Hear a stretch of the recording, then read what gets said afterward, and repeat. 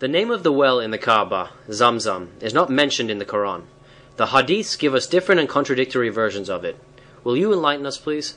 It is of the utmost importance that I repeat as many times as necessary the following facts, that either escape the attention of those who study the Quran and hadiths, or are deliberately misinformed or ignored for obvious reasons by the followers of Muhammad.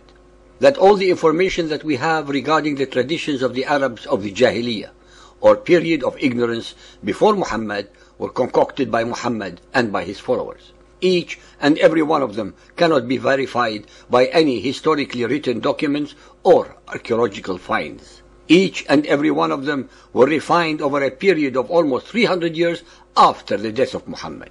Not a single one of them has any basis in the Bible. No followers of Muhammad can ever substantiate or prove any of them based on any recorded evidence prior to the advent of Muhammadan Islam. All these traditions were allegedly transmitted orally, and yet not one of them can be found in the poems or oral traditions of pre-Islamic Arabia. The same followers of Muhammad who attacked the veracity of Muhammad ibn Ishaq's hadith about the biography of Muhammad in his monumental Sirat Rasulullah for the alleged lack of isnad, meaning proofs, cannot show a single isnad regarding all the alleged traditions of the Arabs. What we have at hand are myths, lies, falsified history and genealogy to give Muhammad and his followers a worthy ancestry similar to that of the people of the book. Ladies and gentlemen, a myth becomes dogma by passing through 4 stages. Muhammad creates a myth or a story. Muhammad passes it on to some ignorant, unlearned, illiterate, and superstitious followers as divinely revealed fact. The myth, story, is accepted and repeated with modifications to others.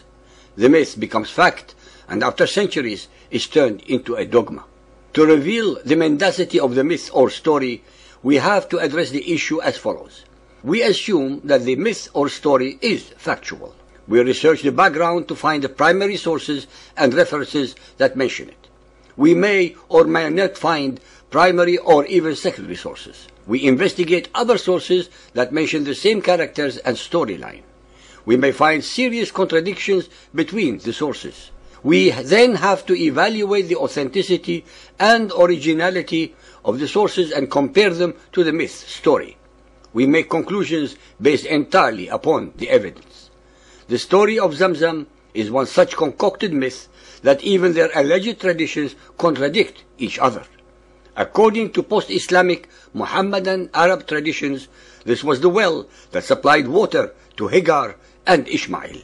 Arabs believe that the Zamzam well was revealed to Hagar, the wife of Ibrahim, and mother of Ismail, around the year 2000 BC. According to legend, she was desperately seeking water for her infant son, but could find none, as Mecca is located in a hot, dry valley with very few other sources of water. Muhammadan traditions say that Hagar ran 7 times back and forth in the scorching heat between the 2 hills of Safa and Marwa, looking for water. Allah then sent the angel Jibril. Fiqh Sunnah 5.82. The origin of Zamzam well.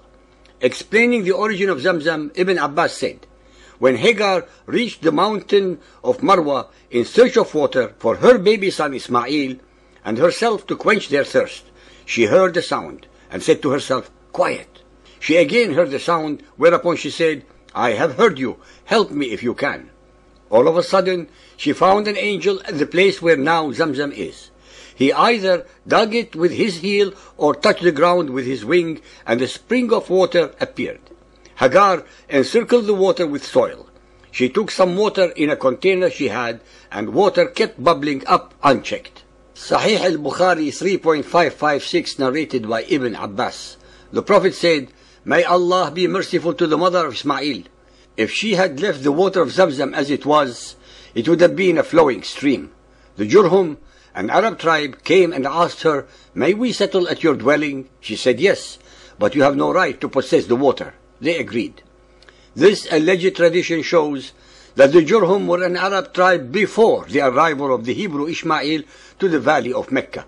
Hence, the descendants of Ishmael, from whom came Muhammad, were not original Arabs, but Arabicized, musta'riba Arabs.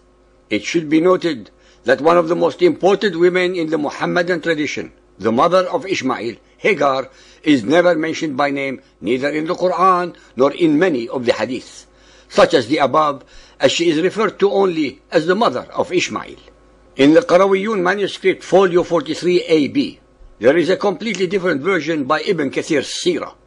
Then Gabriel came to the Prophet when prayer had been ordained, and he hollowed the place in the wadi, which is the valley, with his heel, so that a spring of running water gushed forth. Gabriel performed his ablution while Muhammad washed him. He washed his face, rinsed his mouth, sniffed water up his nostrils, and wiped his head, and his ears, and his legs as far as the ankles, and sprinkled his pudenda. Then he arose and prayed 2 bowings and prostrated himself 4 times upon his face. Upon the Prophet returns, Allah having refreshed him, and his mind was at rest, for what he yearned for had come to him from Allah. He took Khadija by the hand and brought her to the spring and performed his ablution as Gabriel had done. Then he made 2 bowings and 4 prostrations, both he and Khadija. Thereafter the pair of them used to pray secretly. If this is the true case, then it completely negates the possibility that Zamzam was as old as the days of Ishmael, and the stories are rendered totally incompatible and suspect, especially since Zamzam was allegedly a venerated well in Mecca long before Muhammad. Now let us compare the above with the original and only version in the Bible. Genesis 21:14. And Abraham rose up early in the morning and took bread and a bottle of water and gave it to Hagar, putting it on her shoulder and the child, and sent them away. And she departed and wandered in the wilderness of Beersheba. And the water was spent in the bottle, and she cast the child under one of the shrubs. And she went and sat down opposite him a good way off, as it were a bowshot. For she said, Let me not see the death of the child. And she sat opposite him, and lifted up her voice and wept. And God heard the voice of the lad, and the angel of God called to Hagar from heaven and said to her, What ails you, Hagar? Fear not, for God has heard the voice of the lad where he is. Arise, lift up the lad, and hold him in your hand, for I will make him a great nation. And God opened her eyes, and she saw a well of water, and she went and filled the bottle with water, and gave the lad to drink. And God was with the lad, and he grew and lived in the wilderness and became an archer. And he lived in the wilderness of Paran, and his mother took for him a wife from the land of Egypt. In the original biblical story above, there is no mention of Arabia, Allah, Zamzam, or Mecca, since both Hagar and Ishmael remained in the vicinity of Beersheba and Egypt. The well that was revealed by Gabriel was near Beersheba and not Mecca, and had no name, especially not Zamzam. Most important of all, Hagar took him to Egypt and not Arabia. Setting aside the fact that the story as depicted in the Quran and Ahadith contradicts everything that the Bible narrates about Abraham, Ishmael, and Hagar, it is important to point out that in the parched environment of the Arabian Peninsula, all sources of water, especially wells, were venerated. Zamzam was allegedly a holy place among the Arabs of the Jahiliyyah, long before Muhammad and his Quran. Anyway, it was because of Zamzam being a source of water that an enclosure surrounding it was built to protect it, and then the Kaaba became a holy place venerated by the pagan Arabs. The allegations made by Arab historians and theologians that Zamzam was holy to the pagan Arabs because they had already known about Hagar and Ishmael are totally false and unsubstantiated. There is not to be found a shred of written or oral tradition anywhere in Arabian history or literature to support such a preposterous statement. Moreover, from both the logical and practical points of view, the well of Zamzam, which is in the vicinity of Mecca, is almost 1,000 miles away from Beersheba, and neither Hagar and Ishmael nor even a camel could have survived this distance on one bottle of water. In fact, as a matter of logic and historicity, one should ask, if they were so important and holy, why then does the Quran never mention the names of either Zamzam or Hagar implicitly or explicitly?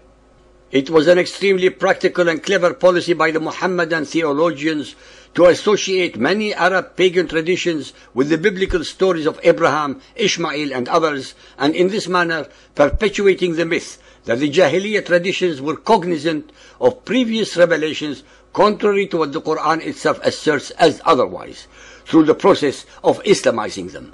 The alleged tradition of the pagan Arabs contradicts in every step the details as given in the original version of the story in the Bible. Ishmael was over 14 years old when Abraham sent him and his mother away from Beersheba. He definitely was not a baby. In conclusion, it is not difficult to separate fact from fiction, since any reader has the original story in the Bible, which was revealed to Moses 2,200 years before Muhammad, and the myths and legends created by himself and his followers to pervert, contort, and twist history, facts, religion, and veracity.